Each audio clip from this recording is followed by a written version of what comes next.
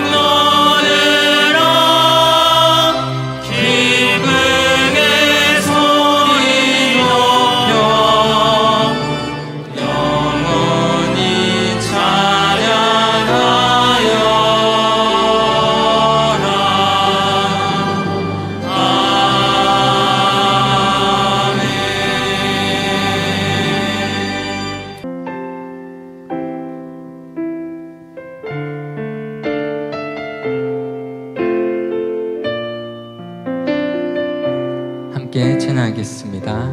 주 나의 모습 보는 주 나의 모습 보네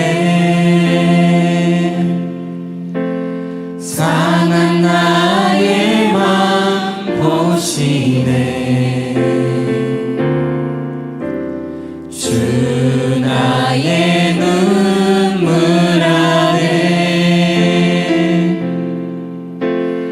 홀로 울던 맘 아시네. 우리 다시 한번 주 나의 모습 보네 주 나의 모습 보네 상한 나의 맘 보시네 주 나의 눈물 안에 홀로 울던 맘 아시네 세상 소망 다 사라져가도 주의 사랑은 끝이 없으니 살아가는 이 모든 순간이 주 은혜임을 나는 믿네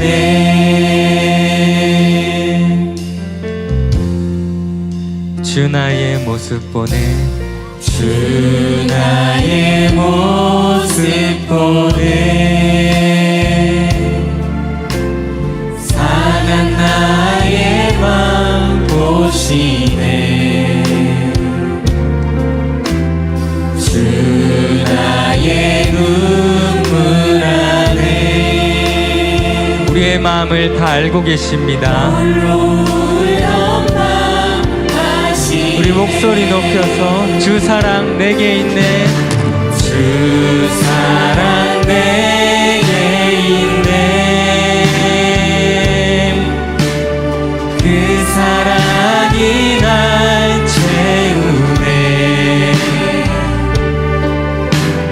주 은혜 내게 있네. 이 시간 그 은혜로 나를 세우십니다. 세상 소망, 세상 소망 다 사라져가도 주의 사랑은 끝이 없으니 살아가는 그 모든 순간이 주 은혜임을 세상 소망, 세상 소망 다 사라져가도 주의 사랑은 끝이 없으니 그 모든 순간이 주님의 은혜임을 믿습니다. 우리 다시 한번 고백하겠습니다. 세상 소망 사라져가도 세상 소망 다 사라져가도 주의 사랑은 끝이 없으니 살아가는 이 모든 순간이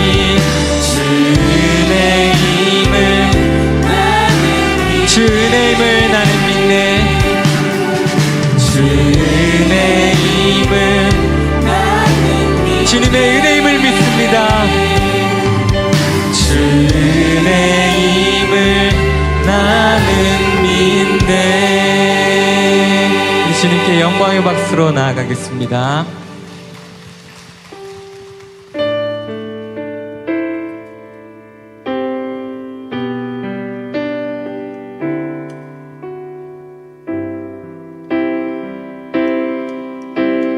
하늘에 나는 새도 하늘에 나는 새도 주 손길 돌보시네. 온 땅에 충만한 주 사랑으로 내 마음을 덮으소서. 주 나를 부르셨네. 주 나를 부르셨네. 주의 영광 위에 모든 사람 이끄소서.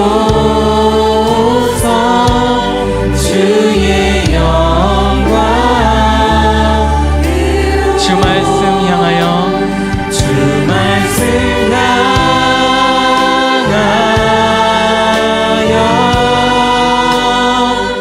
달려가리라.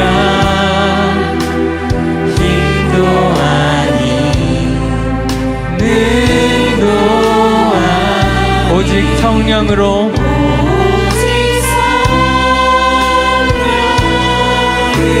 주 얼굴 향하여 주 얼굴 향하여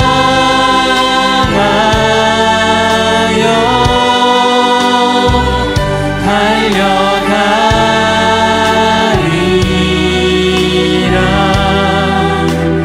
오 주의 영광 안에 살게 하소서.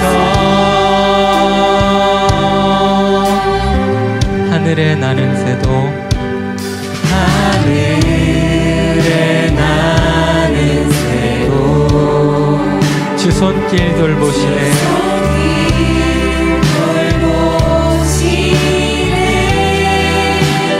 땅에 주 사랑으로 내 마음을 덮으소서. 주님께서 우리를 부르셨습니다.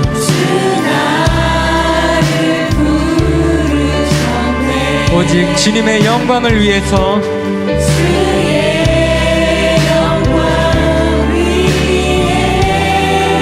모든 사람 주님께서 이끄소서.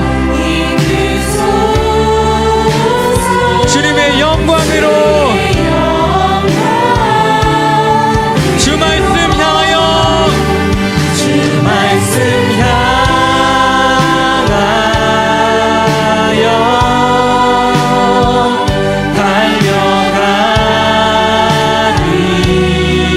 달려가리라. 인도하니 능도하 오직 성령으로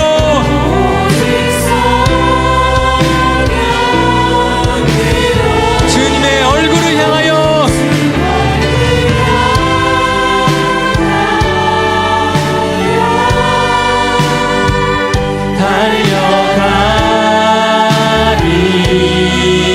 달려가리라. 오 주의 영광 안에 살게 하. 우리 다시 한번 믿음으로 주 말씀 향하여 주 말씀 향하여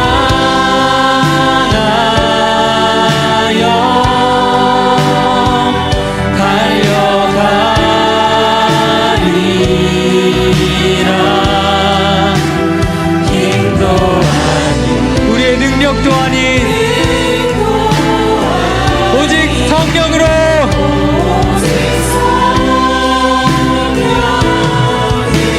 주 얼굴 향하여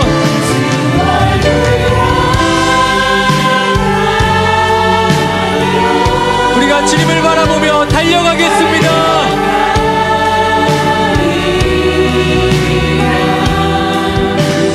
오 주의 영광 안에 살게 하소서.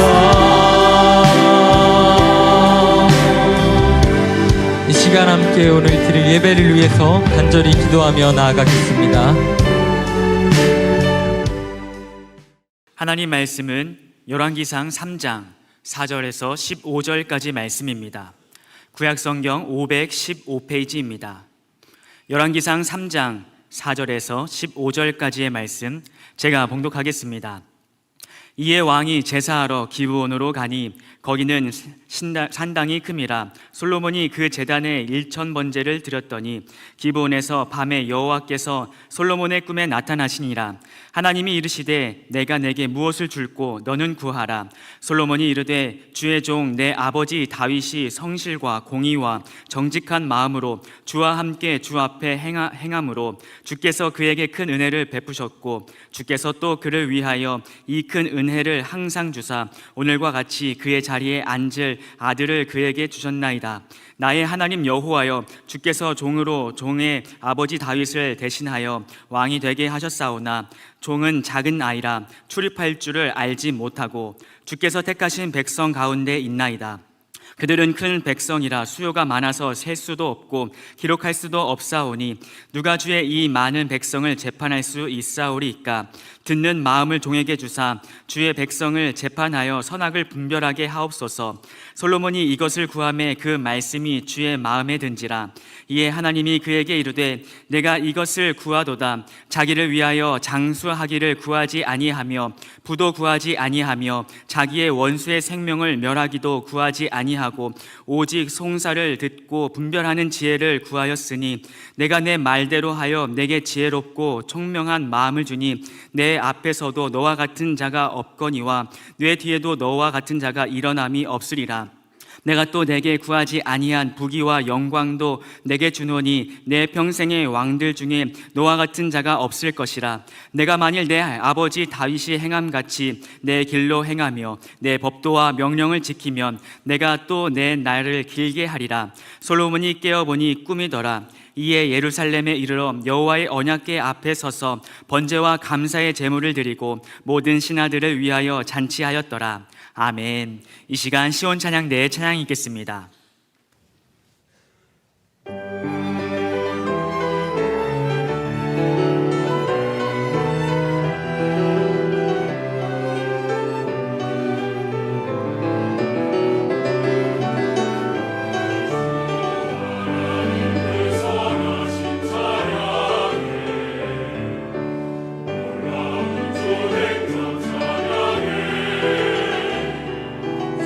주님의 사랑이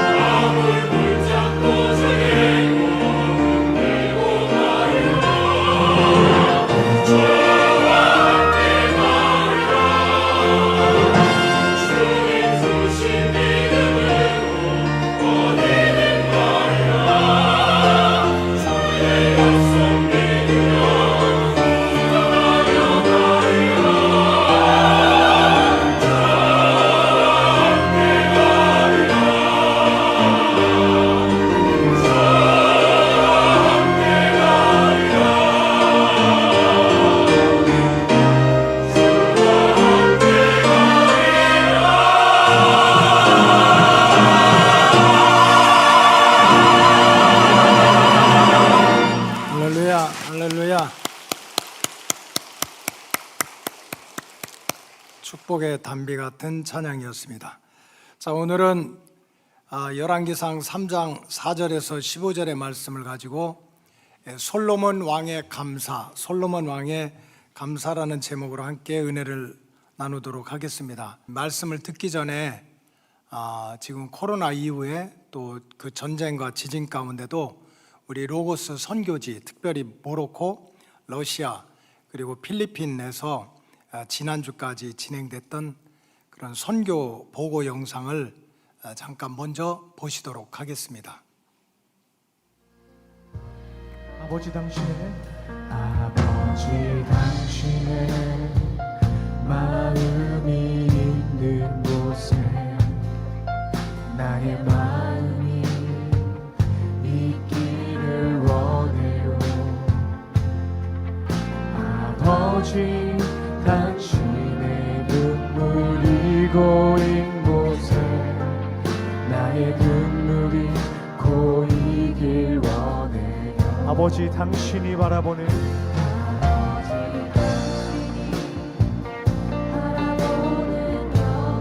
나의 두 눈이 향하길 원해요.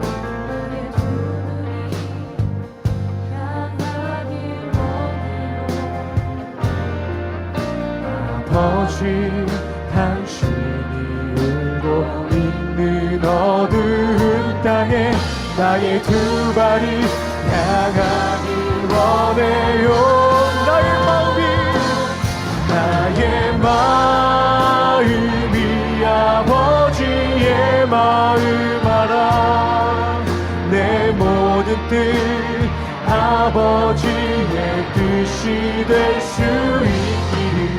나의 온몸이 아버지의 마음 알아. 내 모든 삶 당신의 삶 되기를. 나의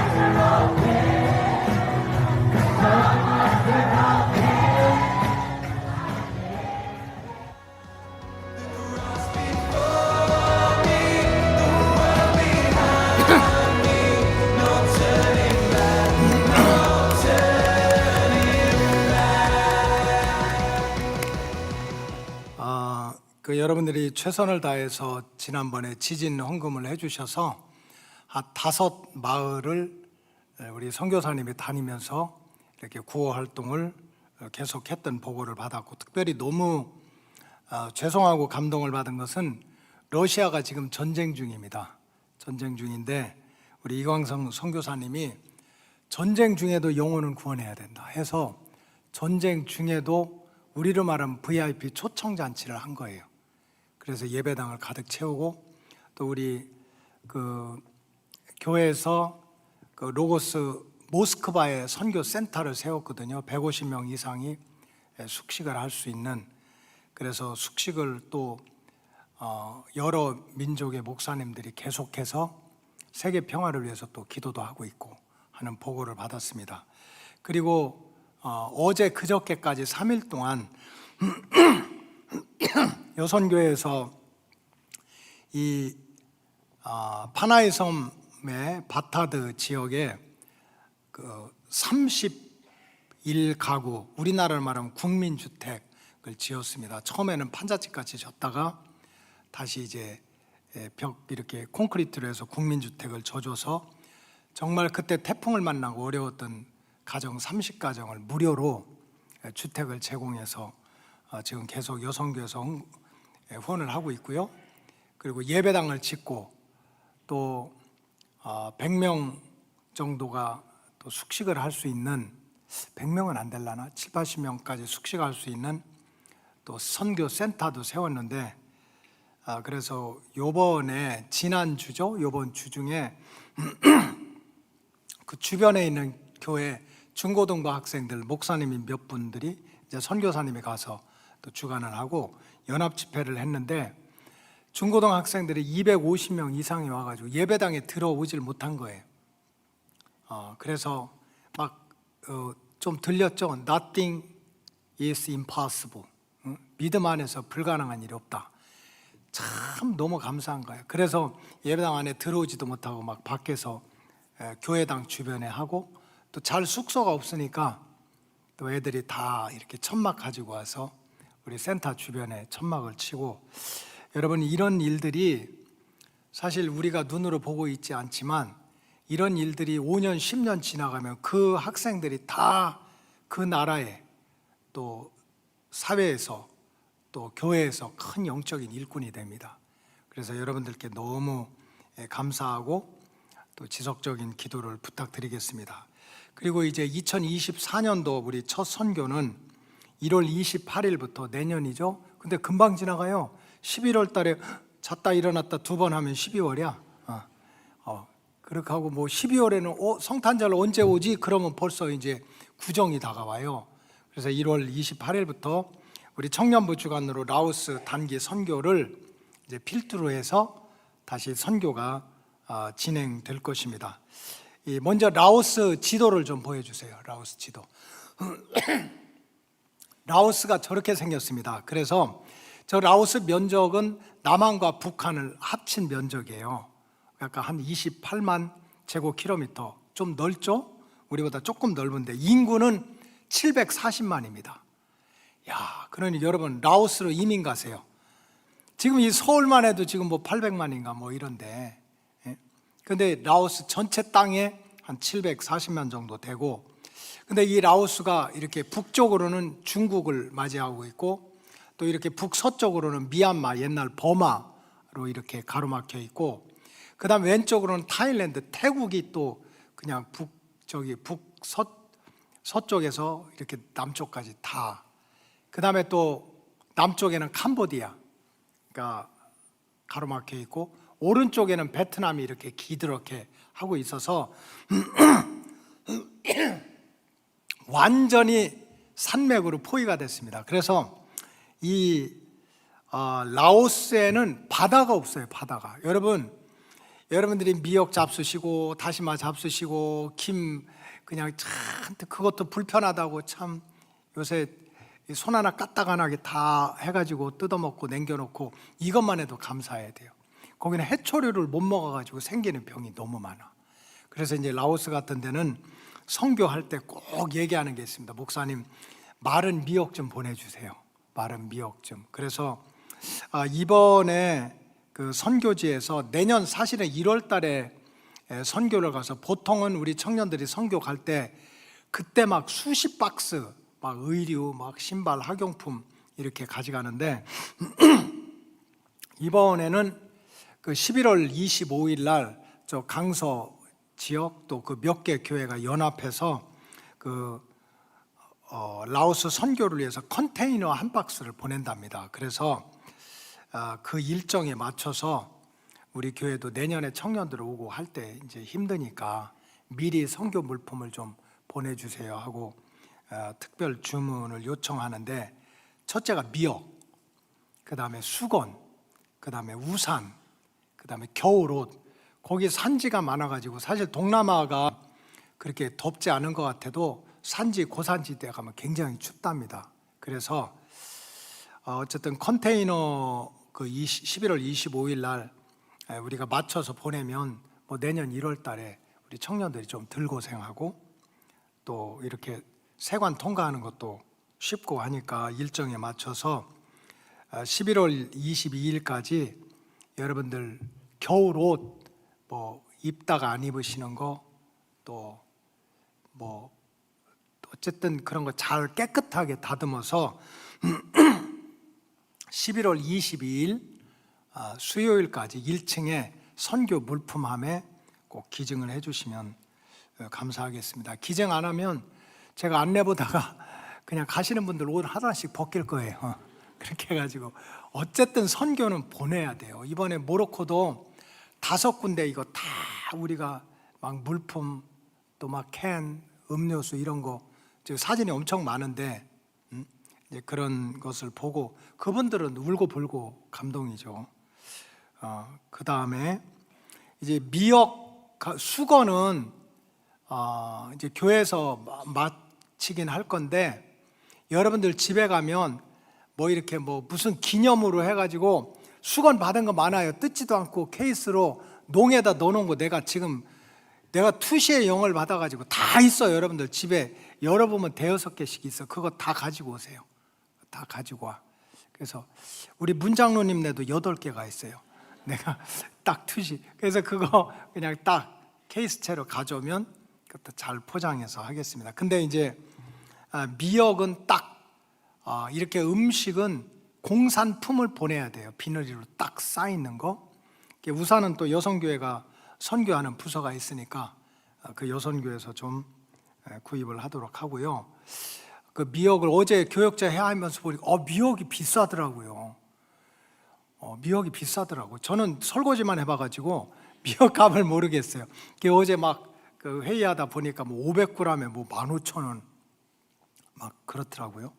18,000원. 그래서 어쨌든 우리가 그 모로코 지진 피해 성금했던 것처럼 성도님들께서 각자 10,000원씩 10,000원을 기준으로 그렇게 라오스 특별 선교 헌금을 가능하면 다음 주일까지 아니면 그 수요일까지 그 다음 주일도 괜찮아요. 왜냐하면 이거는 미리 물건을 사서 이제 보내야 되기 때문에 10,000원 기준으로 해서 지난번에도 여러분들이 10,000원씩 이렇게 특별 선교비를 내주셨는데 아주 모로코에 풍성한 지원을 할 수 있었습니다.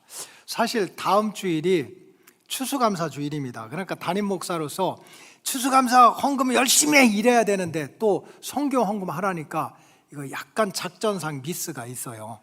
이게 너무 같은 주간에 막 이 헌금해라 저 헌금해라. 그런데 이거는 날짜를 지켜야 되기 때문에 그래서 특별 선교 헌금을 말씀드리기가 죄송하지만 이 컨테이너 그 선적하는 날짜에 맞춰야 되니까 성도님들께서 다음 주 라오스 특별 선교 헌금을 가능하면 다음 주일 추수감사절 헌금하고 구별해서 그렇게 봉헌해 주시면 진심으로 감사를 드리겠습니다.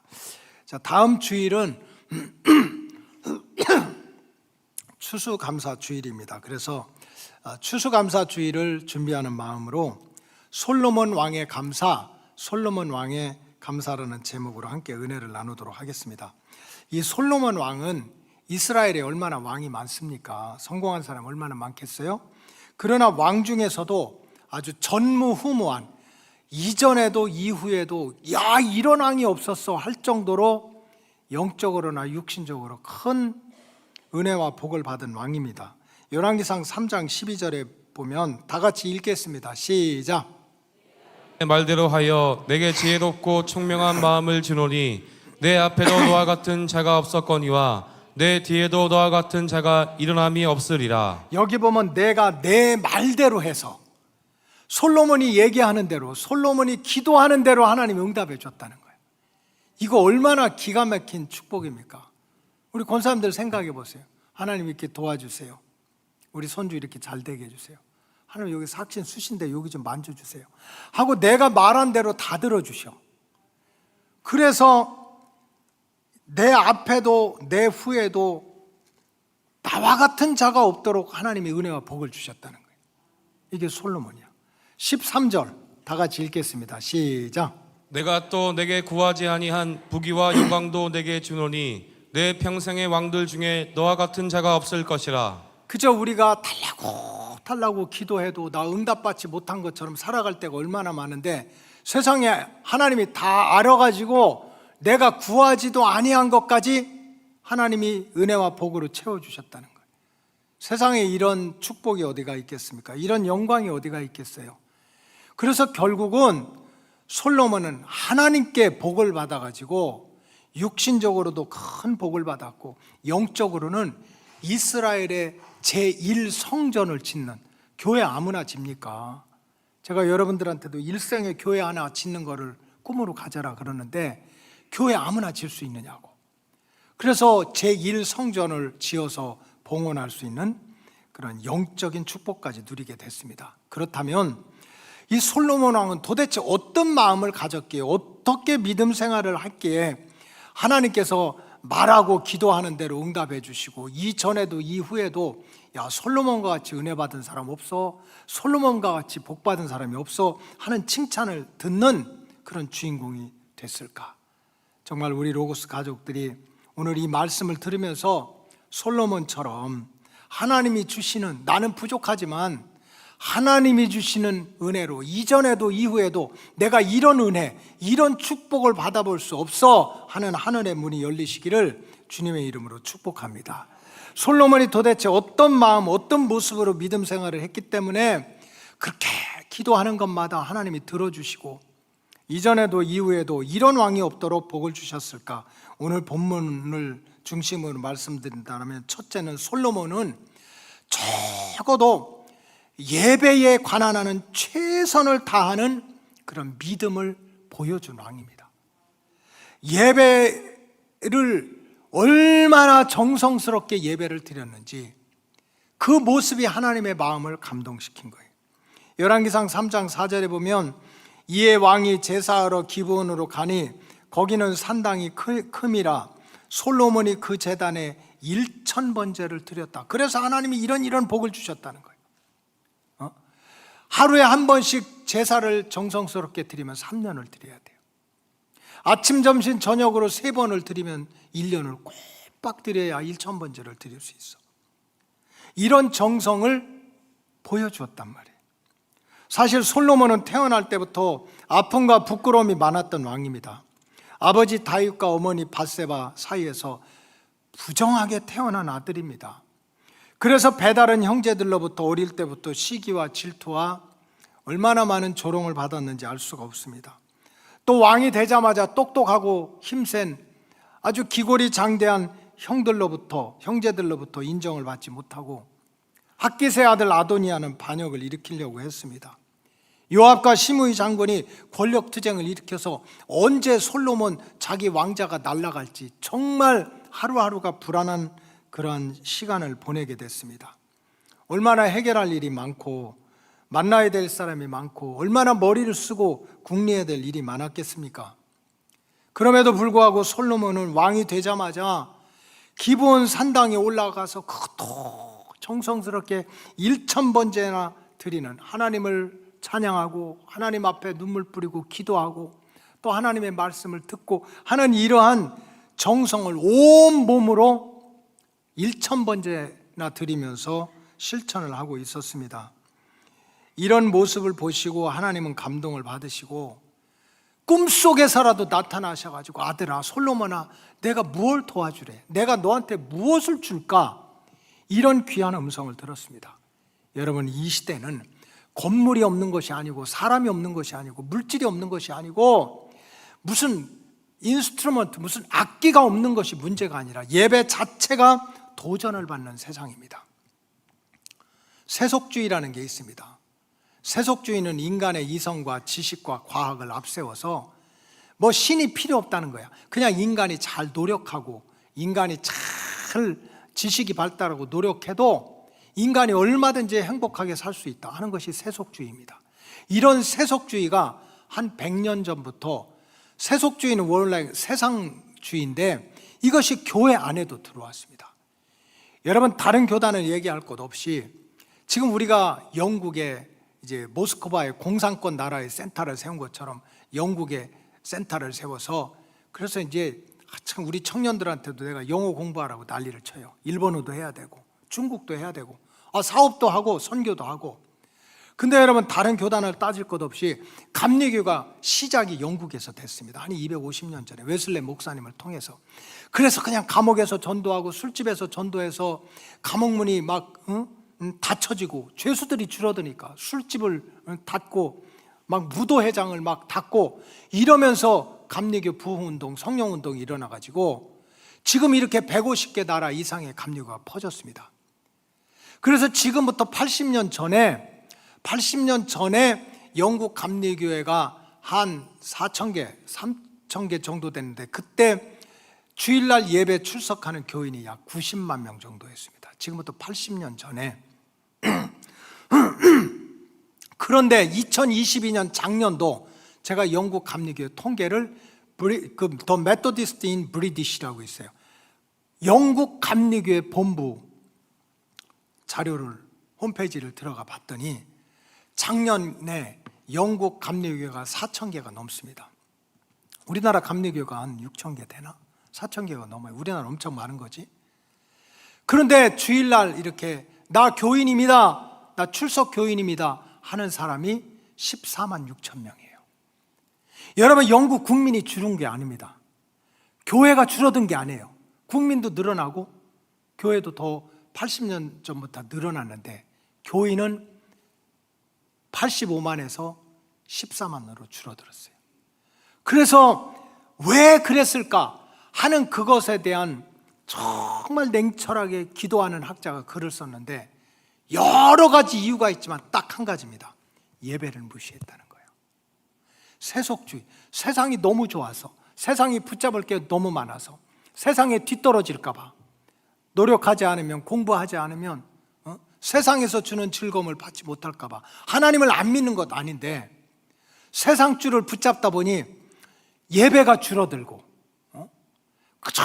예배를 점점 줄여가고 났더니 7, 80년 지내놓고 나니까 정말 예배당이 다 텅텅 비는 일이 생겨서 결국은 예배가 무너진 것이 하나님의 구원 역사를 무너뜨렸다. 이제라도 예배를 살려내야 된다. 여러분, 이 시대는 예배가 도전을 받는 세대입니다. 무슨 사람이 없고 건물이 없고 뭐 악기가 없고 프로그램 없고 이것이 아닙니다. 마음속에 너무 세상이 좋아서, 세상이 바빠서, 세상살이가 힘들어서 자꾸 하나님을 높이고 하나님을 경배하고 하나님께 기도하고 말씀으로 내 마음을 다스리고 하는 예배를 깎아먹는 거예요. 예배를 깎아먹는 거예요. 이런 영적인 도전들을 예수의 이름으로 물리치는 로고스 가족들이 되시기를 주님의 이름으로 축복합니다. 그래서 아무리 세상이 살기 바쁘고 힘들고 어려워도 정말 내가 시간을 정해놓고 하나님을 높이고 하나님을 찬양하고 하나님의 말씀을 내 마음의 밭에 뿌리고 솔로몬처럼 내가 기도하고 부르짖고 하는 것이 하나님의 음성에 들려지는 것이 축복이다 하는 예배의 영성이 회복되기를 주님의 이름으로 축복합니다. 둘째로, 이 솔로몬 왕이 이전에도 이후에도 이런 왕이 없도록 복을 받았는데 왜 그런가 했더니 솔로몬은 정말 처음이지 하나님을 만났을 때 첫 마디가 하나님 감사합니다, 하나님 감사합니다, 이런 말로 하나님을 만났습니다. 하나님이 꿈속에 나타나셔가지고 솔로몬에게 내가 내게 무엇을 줄고 너는 구하라 할 때 얼마나 구할 게 많아요. 핫깃의 아들 아도니아가 반역을 일으켰어요. 요압과 시므이 장군이 권력투쟁을 하는데 그 중에 또 진 사람이 꼭 대들잖아. 하면 어떡할까요? 할 말이 얼마나 많겠어요. 그런데 오늘 본문에 보니까 솔로몬이 하나님을 만났을 때 했던 첫 마디가 하나님 감사합니다. 지난 일에 대해서도 감사하고 오늘을 살아가는 이 형편에 대해서도 감사합니다. 감사합니다. 지난 11월 1일 날 마포의 한 카페에서 윤 대통령이 국민과의 대화의 시간을 가졌습니다. 제가 얼떨결에 이렇게 그 뉴스를 좀 보다 보니까 나왔어요. 각계각층에서 이제 선택된 분들이 오셨겠죠. 그 참석하신 분들이 한결같이 말하는 것이 똑같습니다. 정말 우리나라가 힘들어도 내가 대한민국 국민인 것을 감사하고 우리 대한민국에 사는 것을 너무 감사하고 정말 대한민국은 행복한 나라입니다. 여러분들도 아멘 안 하는데 누가 하겠어요? 아무도. 지금 내가 참 힘들고 어렵지만 언제 전쟁 날지 모르지만 내가 이렇게 살고 있다는 게 감사하다는 말은 아무도 안 하더라고. 틀린 말은 하나도 없어요. 어떤 자영업자는 이렇게 얘기하더라고요. 대통령님, 자영업이 얼마나 어려운지 이제는 내가 일하는 내 인건비도 안 나온다는 거야. 그렇다고 닫을 수도 없고 열을 수도 없고 내 인건비도 안 나온다는 거죠. 택시 기사는 정말 새벽마다 밤마다 달려도 이게 먹고 살기가 힘드니 기름값, 유가 지원금이라고 그래요. 기름값은 좀 정부에서 대줬으면 좋겠다고. 그리고 어떤 청년은 그러더라고요. 대통령님, 이 통신비가 너무 많이 들으니까 통신비를 좀 줄여달래. 내가 속으로 야, 너 휴대폰 좀 그만해 그랬어요.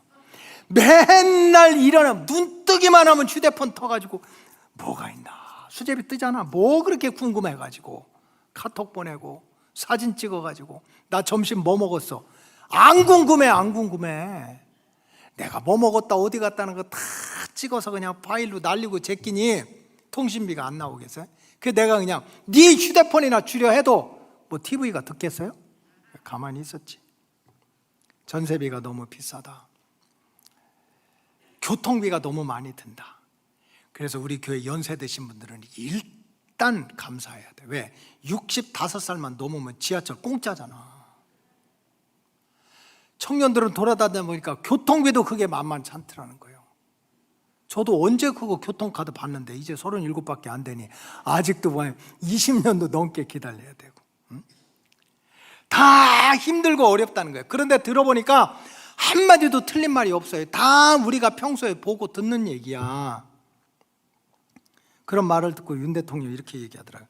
이게 다 내 책임인 줄 알고 최선을 다해서 해결하겠대. 전 속으로 그랬어요. 쉽지 않을 걸 그랬어. 그게 어떻게 쉽겠어? 뭐 대통령이라고 마음대로 합니까? 대통령 앞에 얘기한다고 그게 해결이 됩니까? 해결되기 위해서는 얼마나 어려운 과정이 있겠어요. 근데 오늘 본문에 보니까 솔로몬 왕이 꿈속에서 하나님을 만나고 하나님께서 내가 내게 무엇을 줄고 너는 나한테 얘기를 해봐라 했더니 1초도 생각 안 하고 솔로몬은 하나님 감사하다는 거예요. 우리 아버지를 지켜주셔서 감사하다고. 옛날 일이야. 우리 아버지가 어떤 아버지인지 알잖아요. 손에 피도 많이 흘리고 죄도 많이 짓고 아버지 때문에 자기는 또 얼마나 고생을 해서 부정한 자식이 자식이라고. 그런데도 참 우리 아버지를 그렇게 지켜주셔서 감사하다고. 지나간 일에 대해서 감사를 했어요. 열왕기상 3장 6절은 이렇게 기록되어 있습니다. 솔로몬이 이르되 주의 종 내 아버지 다윗의 성실과 공의와 정직한 마음으로. 아이고 세상에, 무슨 다윗이 성실하고 정직하고 막 공의롭고 그래. 죄가 얼마나 많은데. 그래도 아들이 하나님 앞에서 하나님 아버지, 우리 아버지 참 후레 자식입니다 이럴 수 있어? 그러니까 하나님도 알고 자기도 알지만 우리 아버지가 참 훌륭한 분이었는데 여러분들도 그대로 하세요. 주와 함께 주 앞에 행함으로 주께서 그에게 큰 은혜를 베풀어 주셔서 감사하다고. 아버지 때문에 고통받은 일이 얼마나 많고 아버지 때문에 창피한 일이 얼마나 많았는데도 그럼에도 불구하고 우리 아버지를 이렇게 지켜주시고 우리 가문을 지켜주셔서 감사하다는 거예요. 첫 마디가. 그리고 그걸로 끝난 게 아니라 그 후반부에 보니까 주께서 그에게 큰 은혜를 베푸셨고 그 다음에 주께서 또 그를 위하여 이 큰 은혜를 항상 주사 오늘과 같이 그의 자리에 앉을 아들을 그에게 주셨나이다. 아버지가 받은 그러한 은혜, 아버지가 받은 축복을 그대로 받도록 아들에게도 그런 은혜를 줬다는 거야. 그 아들이 누군데? 자기야, 자기. 솔로몬은 부족하지만 허물이 많지만 아버지를 지켜주셨던 그런 과거의 은혜에 대해서 감사할 뿐만 아니라 오늘 자기가 살아가는 삶의 상황, 현재적인 삶의 자리에 대해서도 너무너무 감사하다고. 내가 너 뭘 도와주래, 뭘 응답해 주래 하는데도 그걸 얘기한 것이 아니라 과거에 우리 아버지 그렇게 허물 많은데도 지켜주셔서 감사하고 오늘의 내가 있도록 오늘을 나의 삶을 지켜주셔서 감사하다고. 여러분, 사실은 솔로몬은 참 집안에서부터 복잡한 아들이야. 이거 말씀드리기가 참 어려운데 솔로몬의 아버지 다윗은요, 부인이 엄청 많았어. 엄청 많았어. 성경에 나오는 그 부인들만 하더라도 이름이 나온 사람이 8명이에요. 아까 이름이 안 나온 사람 얼마나 많겠어요. 미갈, 아히노암, 아비가일, 마아가, 핫깃, 아비달, 에글라, 바세바. 아주 다 개똥 같은 이름이야. 그 성경에 나오는 아버지 다윗의 그냥 뭐 큰 부인, 작은 부인, 셋째, 넷째 8명이라 돼요. 거기서 나온 자식들의 이름만 해도 성경에 20명이 넘어. 얼마나 복잡했겠어요. 복잡했겠어. 그리고 그 중에는 압살롬과 같이 사람들의 마음을 도적질할 수 있는 아주 매력적인 형도 있었고, 그 다음에 아도니아처럼 아버지가 아도니아야 너 왜 그런 일을 했느냐고 한 번도 아버지한테 아버지의 마음을 화나게 하지 않은 아도니아와 같은 똑똑하고 훌륭한 형들도 있었습니다. 그럼에도 불구하고 지금 솔로몬은 그런 아버지의 뒤를 이어서 자기가 왕이 된 거야. 근데 가만히 생각해 보니까 이렇게 미움을 받고 시기를 받고 나보다 얼마나 훌륭한 형들도 많았는데도 불구하고 자신이 아버지에게 임했던 그 복이 오늘 자기에게 임했던 것은 결단코 이건 내 힘이나 내 능력이 아니다. 이건 철저히 하나님께서 베풀어 주신 은혜였습니다. 하고서 하나님을 만나자마자 부족하고 허물 많은 우리 아버지를 지켜주신 과거의 은혜에 대해서 감사하고, 내가 자격도 없는데 나보다 훌륭한 사람도 많은데 그래도 내가 이 자리에서 이렇게 살아갈 수 있도록, 물론 어렵지, 막 반역이 일어나고 권력투쟁이 일어나고, 그래도 이런 오늘의 삶을 지켜주시는 하나님께 감사한다는 고백을 천마디로 하고 있어요. 이런 마음과 이런 모습을 보시고 하나님은 솔로몬에게 오늘 본문에 나온 대로 이전에도 이후에도 이런 왕이 없도록 하나님이 축복으로 기름을 부어주셨다는 거예요. 여러분, 성경에 보면 믿음으로 승리한 사람들은 한결같이 어떤 상황, 성공하든지 실패하든지 힘들든지 힘이 들지 않든지 억울하든지 박수를 받든지 그게 중요하지 않고 지금까지 지내온 은혜, 힘들다 어렵다 해도 오늘을 살아가는 은혜를 항상 기억하고 절대로 하나님께 배반하지 않고 하나님께 감사하며 살았던 사람들입니다. 요셉은 팔려가고 우리가 잘 아는 대로 누명을 쓰는 가운데도 끝까지 하나님 곁을 떠나지 않았어요. 하나님과 동행했어요. 그래도 하나님께 감사하다고 그랬어요. 이런 믿음을 보시고 하나님은 요셉에게 형통한 사람이 되라는 그런 축복의 기름을 부어주셨습니다. 우리가 잘 아는 대로 요셉은 어릴 때부터 얼마나 힘들고 억울한 일을 많았습니까? 형들에게 시기, 질투를 당하고 죽음의 구렁텅이에 내던짐을 당하고 아라비아 상인한테 팔려가고 보디발의 집에서 노예 생활을 하고 그러다가 누명을 쓰고 감옥에 갇히고 정말 말로 표현할 수 없는 상처투성이의 인생을 살았습니다. 그럼에도 불구하고 지내놓고 보니까, 믿음의 눈을 가지고 보니까 그 상처, 그 고통, 아픔들이 도리어 요셉을 높여주고 요셉을 세워주고 요셉이 하나님만을 붙드는 축복의 통로가 됐습니다. 도대체가 붙잡을 사람이 없는 거야. 의지할 환경이 없는 거야. 그래서 그 어렵다는 것이 도리어 하나님을 찾고 하나님을 붙잡다 보니까 그 어려움이 도리어 요셉을 더욱 세워가고 더욱 형통하게 하는 축복의 통로가 됐습니다.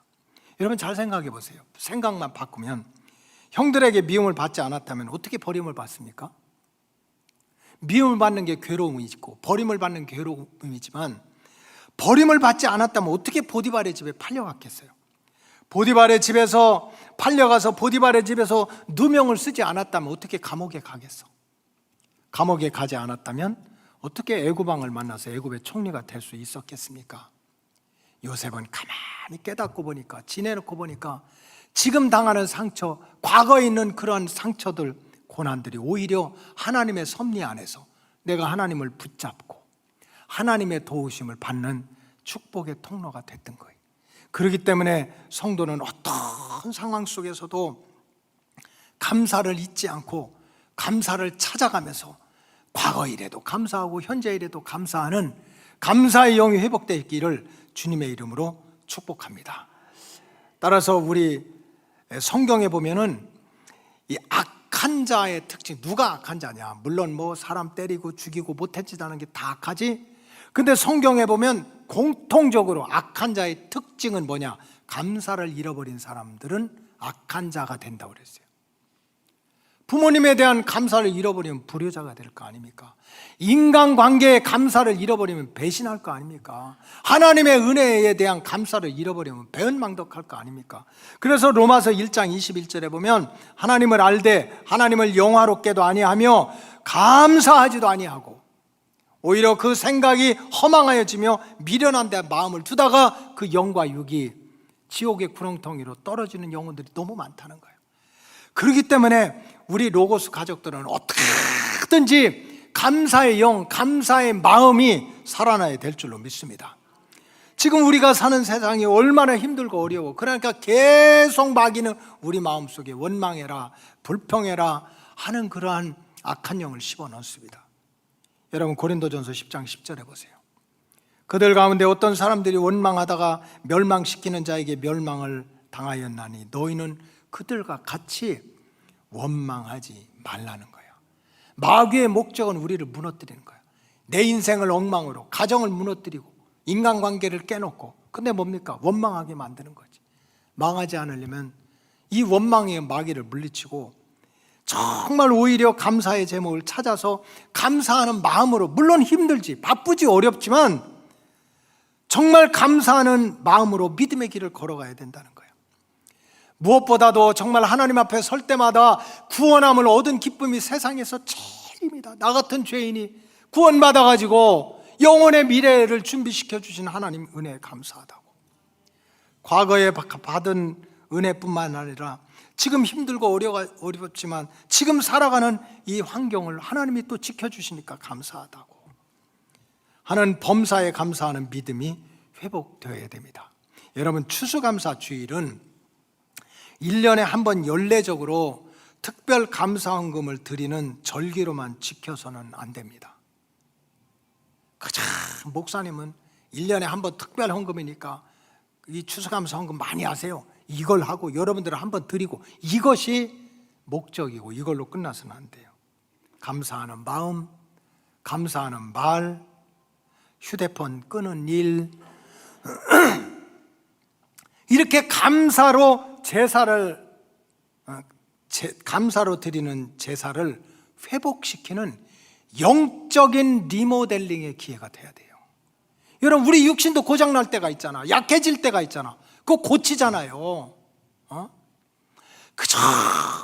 그냥 손가락 조금만 아파도 뜨거운 물에다 넣었다 찬물에다 넣었다가 이거 고치려고 난리야. 근데 내 마음속에 감사가 다 잃어버렸어. 원망과 불평의 마귀가 가득 차 있어. 그래도 내비둬. 그럼 어떻게 되겠어요? 사람 사이에는 배신하고 하나님 앞에서는 배은망덕하고 그럼 결국은 악한 자가 될 수밖에 없어.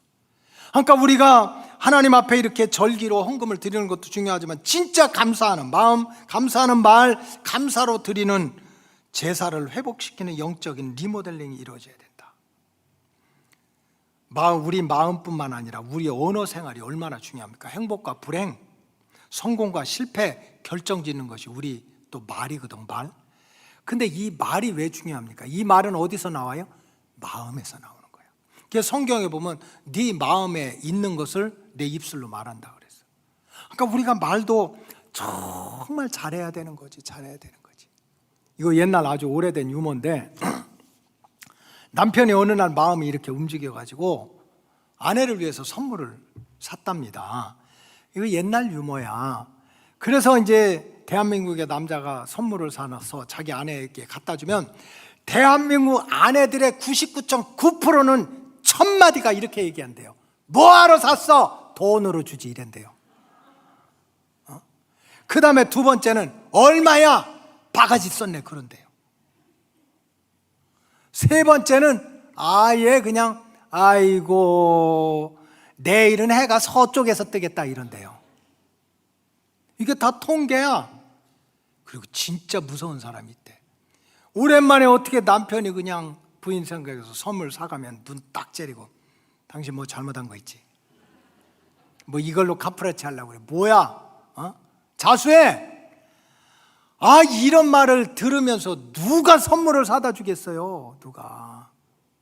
말은 마음의 표현인 거지, 표현인 거지. 또 이거 오래된 교회 유머가 있어요. 교회마다 성가대가 있잖아. 근데 성가대원 중에 정말 세상에 그런 음치가 아닌 사람이 앉아 있는 거야.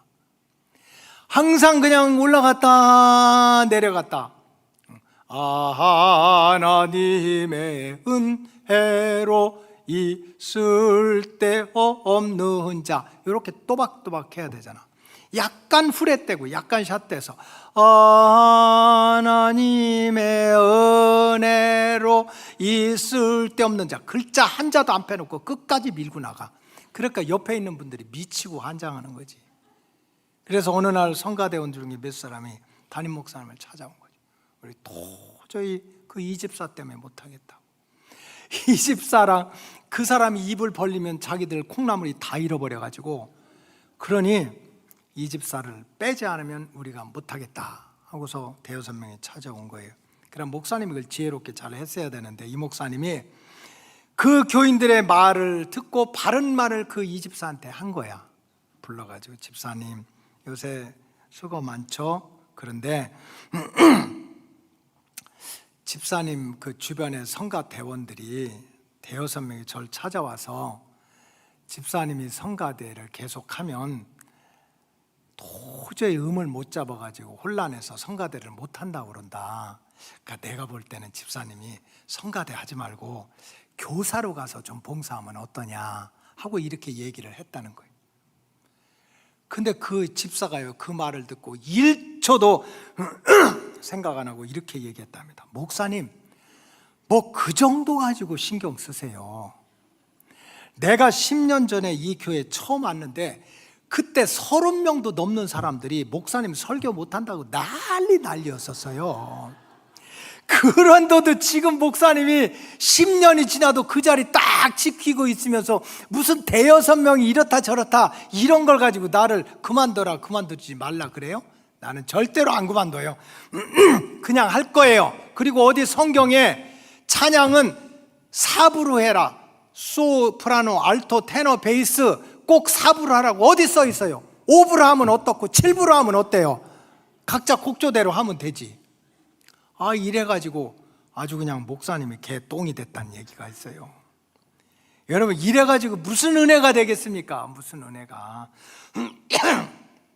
그렇게 그냥 조그만 마음에 안 들면 물고 뜯고 꼬고 이래가지고 어떻게 마음이 평안하고 어떻게 가정이 천국이 되고 어떻게 교회가 행복하고 어떻게 하나님이 그 모습을 보고 복을 주겠어요. 그래서 이번 주에 제가 숙제를 드리겠어요. 숙제. 그거는 뭐냐, 다음 주일날 우리가 정성을 다해서 하나님께 감사의 예물을 드리는 것은 당연한 일이고, 정말 이번 한 주간만이라도 마음으로 드리는 감사, 입술로 드리는 감사를 실천하자는 거예요. 누구에게?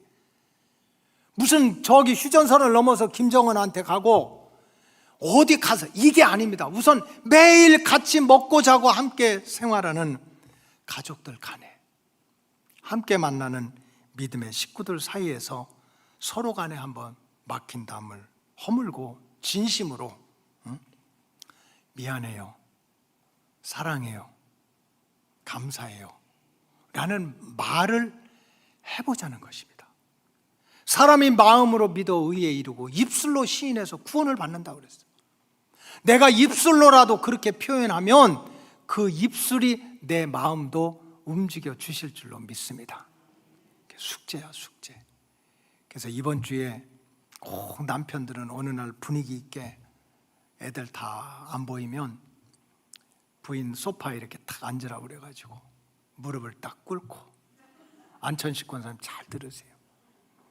그리고 이호기 권사님 손을 딱 줬고, 젖은 소 니의 더러워 살며시 잡아본 순간. 이게 복음성가 3장에 나오는 거야. 그것도 한번 불러주고, 그러면 이 권사님은 그 얘기를 듣고 다 끝나면 손을 잡고, 여보, 나는 다시 태어나도 욱 당신하고 욱 또 만나서, 이러면 또 안 권사님이 얼마나 감동을 받을 거예요. 내일 모레 80인데 벌써 임신을 해가지고, 그러니 얼마나 가화만사성이 될 겁니까?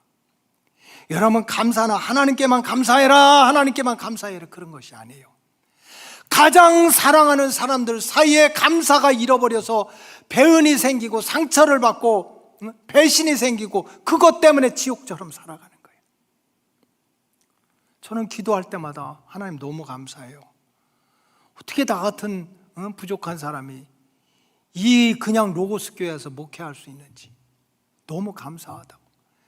교인들 보면 요리 보면 요리 이쁘고 조리 보면 조리 이쁘고, 이렇게 이쁜 교인들만 다 이렇게 모아주시니, 괄호 열고 미운 놈들은 내보냈지만 이렇게 그냥 사랑할 수 있는 양떼들을 맡겨주시니 감사하다고. 진짜 그렇게 기도해요. 감사는 생각으로만 하는 것이 아닙니다. 종은 울리기 전까지는 종이 아니야. 사랑은 표현하기 전까지는 사랑이 아니에요. 우리가 추수감사절이라고 1년에 한 번씩 특별한 마음을 먹고 하나님께 감사 예물을 드리는 건 기본이야, 기본. 그걸 넘어서 사랑하는 가족들끼리, 또 믿음의 식구들끼리, 형제들끼리 정말 숙제라고 생각하고 손을 잡고, 그동안 진짜 고마웠어, 내가 너무 생각을 못했던 것 같아, 미안해, 그래도 내 마음을 알지, 정말 사랑해, 이런 감사가 여러분들 마음에서, 여러분들 가정에서부터 꽃이 피어가시기를 주님의 이름으로 축복합니다. 기도하겠습니다. 하나님, 감사합니다. 감사로 제사를 드리는 자가 나를 영화롭게 하고, 그 일을 잘하는 자들에게 하나님이 구원하는 역사를 눈으로 보여주신다고 그랬습니다.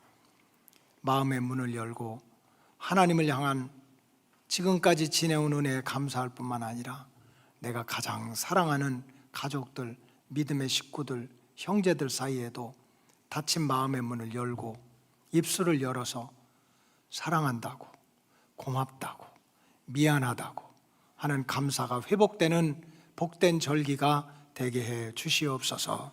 축복하오며 예수님의 이름으로 기도하옵나이다. 아멘.